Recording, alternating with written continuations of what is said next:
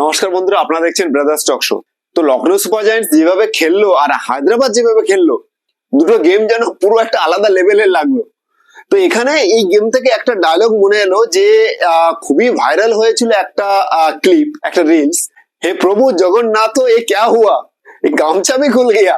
তো আজকে Lucknow super giants যেভাবে খেললো আর হায়দ্রাবাদ যেভাবে খেললো, তো মনে হলো যেন হায়দ্রাবাদ লখনৌ সুপার জায়ান্টস এর গামছা খুলে দিয়েছে।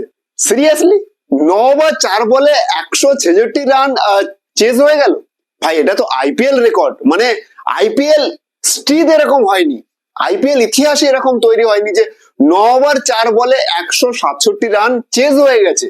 হ্যাঁ, আগে ব্যাট করে হতে পারে, কিন্তু চেজে, যেখানে যখন লখনৌ সুপার জায়ান্টসরা ব্যাট করছিল তখন সেখানে মনে হচ্ছিল যেন এই মাঠটা কিছুটা অন্তত বোলিং এর দিক দিয়ে ফেভার আছে। কেএল রাহুল যখন ব্যাট করছিল তখন তো মনে হচ্ছিল এটা টেস্ট ম্যাচ, মনে হচ্ছে যেন গাভাতে খেলা হচ্ছে, কেপটাউনে খেলা হচ্ছে। কিন্তু যখন সানরাইজ ব্যাট করলো তখন মনে হচ্ছিল তো এটা ভাই মুম্বাইয়ের ওয়াংখেড়েতে ব্যাট হচ্ছে, ব্যাঙ্গালোরে ব্যাট হচ্ছে। এটা যে এত মার।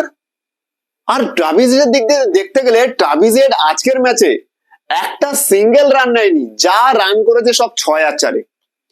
সে শুধু 6 আর 4-এ ডিল করেছে। সে শুধু এরকম ভাবে যদি খেলাই হয়, লখনৌ সুপার জায়ান্টস কে একটা কথা বলতে পারি, প্লিজ কোয়ালিফাই করো না, অন্তত যা খুশি করে নাও, কোয়ালিফাই করো না, কোনো লাভ নেই।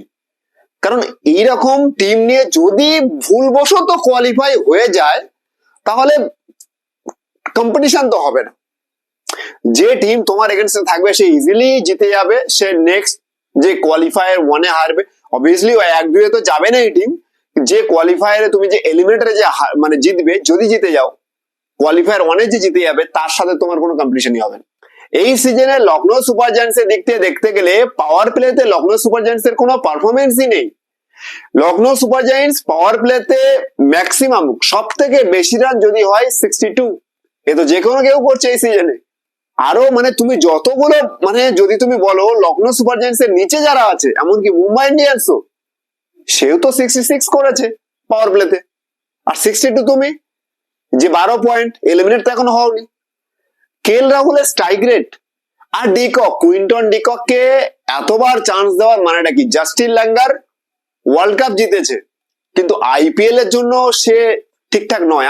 আমার এটাই মনে হচ্ছে যে আইপিএল এর জন্য সে ঠিকঠাক নয়। কারণ যদি আইপিএল এর জন্য ঠিকঠাক হতো, তাহলে তার কাছে কাইল মায়ার্স নামে একটা প্লেয়ার আছে, তার দিকেও তো একবার তাকানো যেত। খারাপ তো সবাই খেলছে, কুইন্টন ডিককে নিয়েও কি হলো, সেও তো খারাপ খেলছে। তাহলে ভালো ভালো কে খেলবে, কার দিকে এগোবে এবার? কাইল মায়ার্স আছে অপশনে। পাওয়ার প্লেতে 6টা ওভার, 2টো ফিল্ডার বাইরে, সেখানে যদি রান বানাতে না পারে, আমার মনে হয় সেই টিম কোয়ালিফাই করার দরকার নেই। আর সানরাইজ হায়দ্রাবাদের দিক থেকে যদি বলা যায়, মানে কত রেকর্ড আর ভাঙবে সে, কত রেকর্ড ভাঙবে সে? অলরেডি 287 করেছে, 277 করেছে। মানে রয়্যাল চ্যালেঞ্জার্স ব্যাঙ্গালোরের যে রেকর্ডটা ছিল 264 রানের, সেটা তো ভেঙে দিয়েইছে। সেটা তো কেকেআরও ভেঙেছে, এমনকি সে 2বার অলরেডি রেকর্ড ভেঙেছে, আর আজকেও রেকর্ড ভাঙলো। পাওয়ার প্লেয়ারও রেকর্ড ভেঙেছে, 6 ওভার 125 রান চেস করতে গিয়ে 9 ওভার 4 বলে 165 রান চেস করে দিয়েছে। রেকর্ডের পর রেকর্ড ভাঙছে ভাই। তো নেক্সট খেলা যাদের সাথে আছে সানরাইজ হায়দ্রাবাদ, বি কেয়ারফুল। এই টিম যে কোনো কিছু করতে পারে। এখনো হয়তো হাইপ ক্রিয়েট হবে কেকেআর কে নিয়ে, রাজস্থান রয়্যালস কে নিয়ে, চেন্নাই সুপার কিংস কে নিয়ে, কিন্তু হায়দ্রাবাদকে কিন্তু এতটা পিয়ার করা হচ্ছে না যতটা দরকার। হায়দ্রাবাদ কিন্তু এবছরে সব থেকে বড় বড় রেকর্ড ভেঙেছে হায়দ্রাবাদ। কাবিয়া মারানের টিম, হয়তো যাকে নিয়ে আমরা এতদিন ধরে মিম বানাতাম, তো সেই আজকে বলছে, एडिट करके जिसने मेरा मीम बना दिया, मेहनत करके मैंने ड्रीम बना दिया। टी20 cricket all about strike rate, T20 cricket all about impact. যদি ইম্প্যাক্টই না থাকে টি20 ক্রিকেটে, তাহলে টি20 ক্রিকেট খেলে লাভ নেই। কেএল রাহুলের যদি ইম্প্যাক্ট দেখা যায় এবছরে, তাহলে কেএল রাহুলের কিন্তু ইম্প্যাক্ট এবছর লখনৌ সুপার জায়ান্টসের জন্য একদমই ডাউন। যদি ক্যাপ্টেনই ঠিকঠাক না খেলে, তাহলে আদার্স প্লেয়ারের স্ট্রাইক রেট কি থাকবে?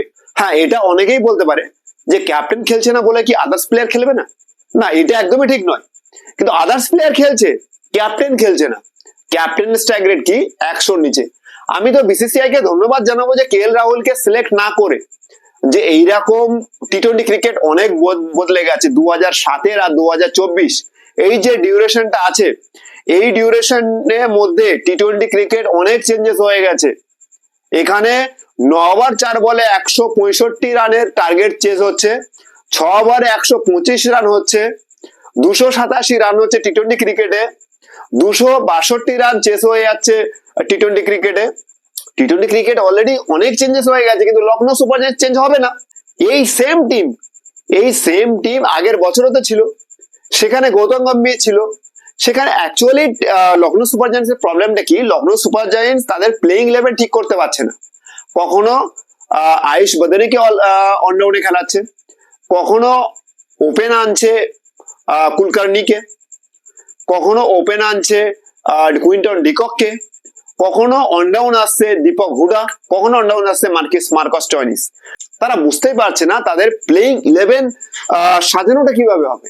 গৌতম গম্ভীর যখন ছিল লখনৌ সুপার জায়ান্টস এর সাথে, তখন তাদের প্লেইং ইলেভেনটা একটা সাজানো ভাবে ছিল, একটা স্তরে মানে গাঁথা ছিল সবকিছু যে এখানে খেলবে।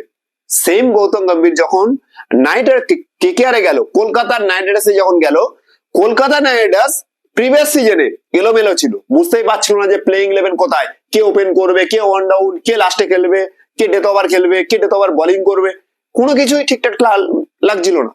গৌতম গম্ভীর যখন এবছর কলকাতা নাইট রাইডার্স এর সাথে যোগ দিল, কলকাতা নাইট রাইডার্স এর স্কোয়াড পুরো প্রিপেয়ার যে ও ওখানেই খেলবে, সে খারাপ খেলুক আর ভালো খেলুক, সিজন সে কোয়ালিফাই করুক আর না করুক, ও ওখানেই খেলবে।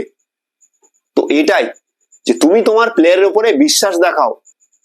এই জিনিসটা থেকে বোঝা যায় যে গৌতম গম্ভীর ভীষণ একটা ইম্প্যাক্ট একটা পার্সন হয়ে দাঁড়াচ্ছে দুটো টিমের জন্য, যে দুটো টিমের সাথে সে জড়িত ছিল। তো কোথাও না কোথাও গাইডেন্স দরকার হয়, যে প্লেয়ার মাঠে খেলবে বাইরে থেকে কিসের গাইডেন্স, না এরকম কোনো ব্যাপার নেই, গাইডেন্স দরকার হয়। বাড়ির যে কর্তা হয় সেই যদি ঠিকঠাক না হয়, তাহলে তো বাড়ির যে মেম্বাররা থাকবে তারা তো এলোমেলো থাকবেই, তারা যে যার মতো যা খুশি কথা বলবে, যার উপরে তর্কাতর্কি করবে, ঝগড়া ঝামেলা ফ্যামিলিতে লেগেই থাকবে। কর্তা যদি স্ট্রং থাকে বাড়িতে, তাহলে সেই ফ্যামিলিতে ঝামেলা কম হয়।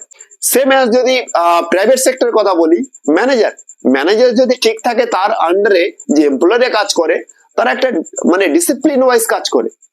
ডিসিপ্লিন অনেক জরুরি, ডিসিশন অনেক জরুরি। তো এটা একটা ইম্প্যাক্ট হয়ে দাঁড়াচ্ছে। হায়দ্রাবাদ যে এই সিজন খেলছে, হায়দ্রাবাদ কিন্তু ক্লিয়ার ওয়ার্ডে প্রত্যেকটা টিমকে জানিয়ে দিচ্ছে, be aware, be alert, red light জ্বালিয়ে রাখো, আমরা আসতে চলেছি। আজকে লখনৌ সুপার জায়ান্টস যেভাবে খেলছিল, মনে হচ্ছিল যেন যে যদি 300 রানেরও টার্গেট দিত, তো মনে হয় আমার এটা 19 ওভার 4 বলে উঠে যেত। অলরেডি তো 0 উইকেট তো পড়েনি, এরপরে তো ধামাকা আরো বাকি। Heinrich Klaasen, Abdul Samad, Shahbaz Ahmed, Markram, অনেক বাকি এখনো প্লেয়ার।